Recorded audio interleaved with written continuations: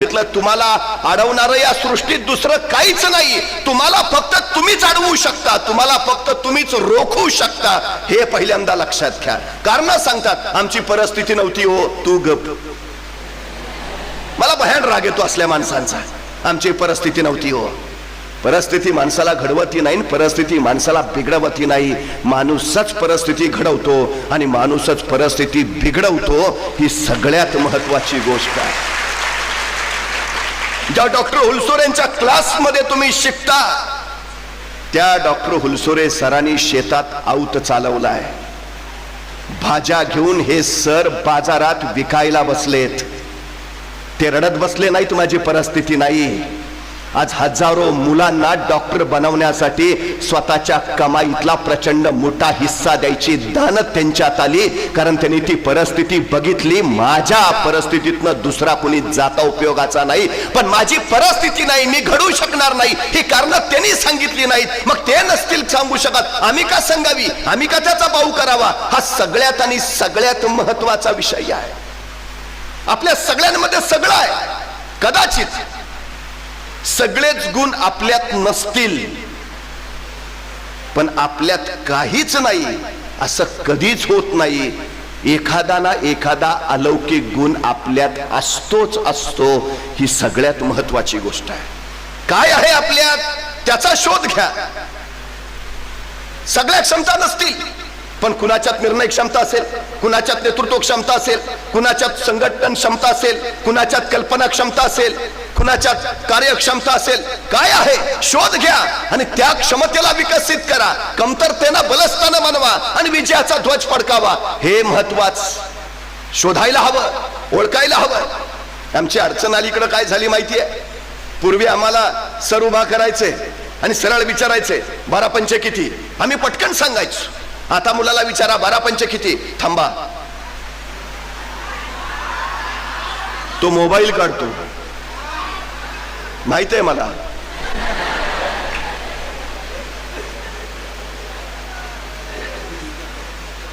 आमची पिढी काय झाली आहे तुम्हाला माहिती आहे.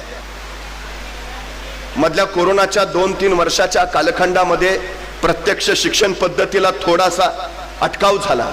ऑनलाईन शिक्षण पद्धती आम्ही स्वीकारली आणि आम्हीच आमच्या मुलांच्या हातात मोबाईल्स दिले. आता ती पिढी मोबाईलच्या इतकी आधीन झालीये की ती स्वतःची स्मरणशक्तीच वापरत नाही, स्वतःची कुशल क्षमता वापरत नाही, स्वतःच्या कौशल्यांना ती वापरत नाही. आता फक्त ती मोबाईलच वापरत असते आणि मोबाईल आपल्या मुलांना वापरत असतो. ही गोष्ट आपण लक्षात घेतली पाहिजे.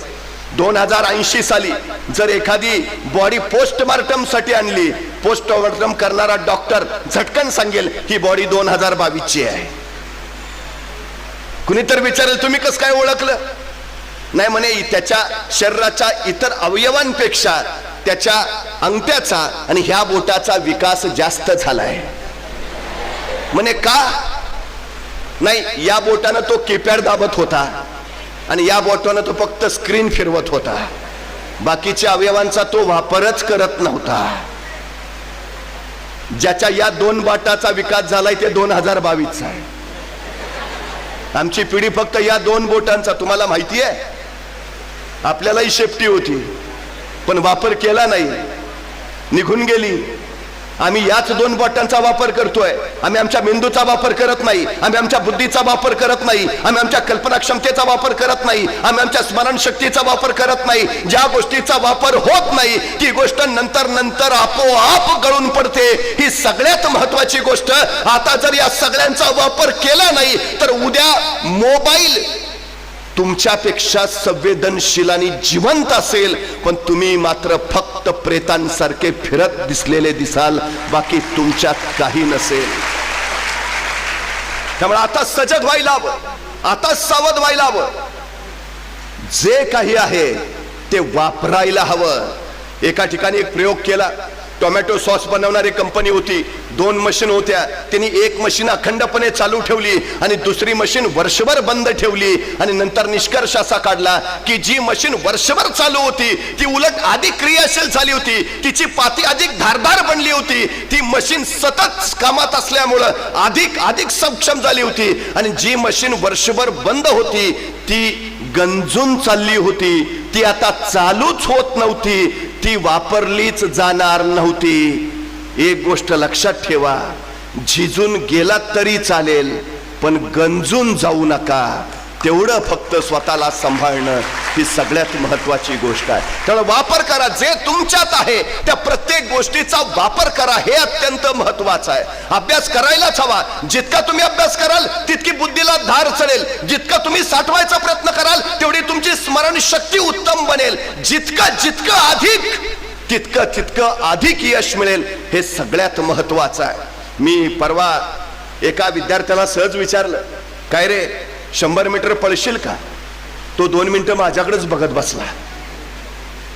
अरे 100 मीटर पळशील का? तो म्हटला करतो प्रयत्न. अरे म्हटलं 100 मीटर तर पळायचं आहे, तुला कुठं 5 किलोमीटर सांगतोय? करतो प्रयत्न. म्हटलं नाही, करतो प्रयत्न. मग मी त्याला म्हटलं 100 मीटर म्हणजे किती?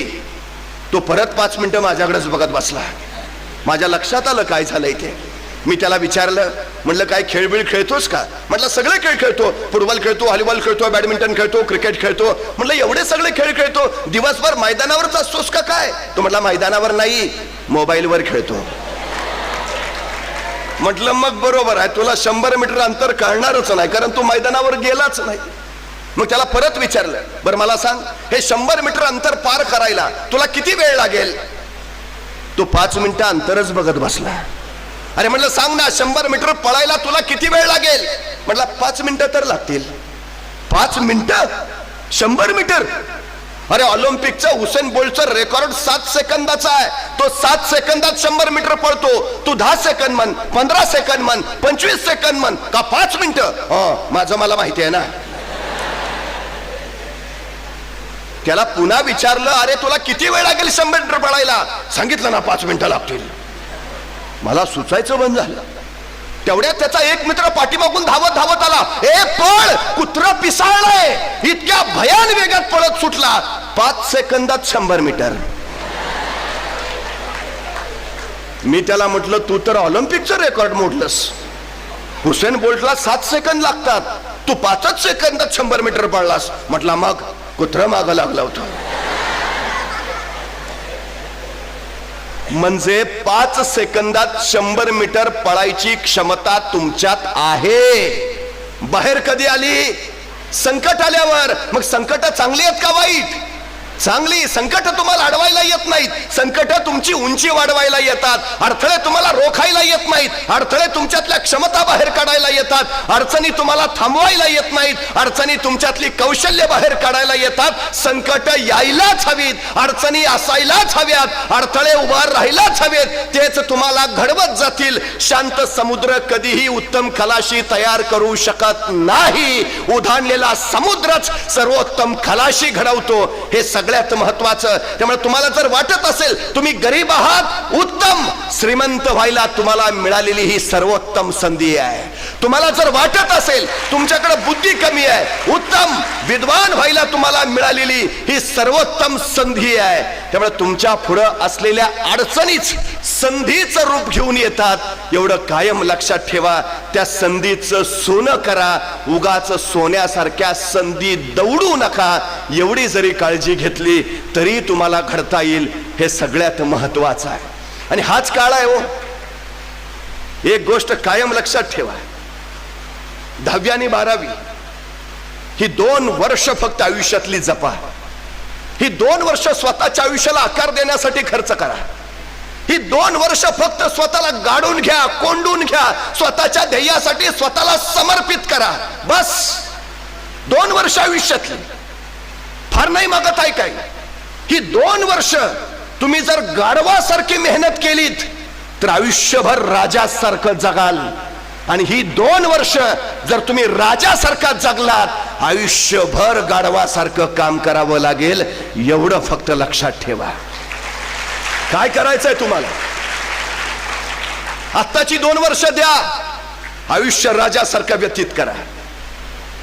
कायम डोक्यात घ्या, आम्ही एखादा बंगला बांधतो. बंगला बांधल्यावर त्या बंगल्यावर स्वतःच्या नावाची पाटी लिहितो. पाटीवर लिहितो नितीन बानुगडे पाटील, आणि नावाच्या खाली काय लिहितो?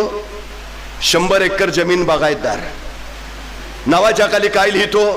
100 तोळे सोन्याचे मालक. नावाच्या खाली काय लिहितो? 4 कंपन्यांचे मालक. नावाच्या खाली काय लिहितो?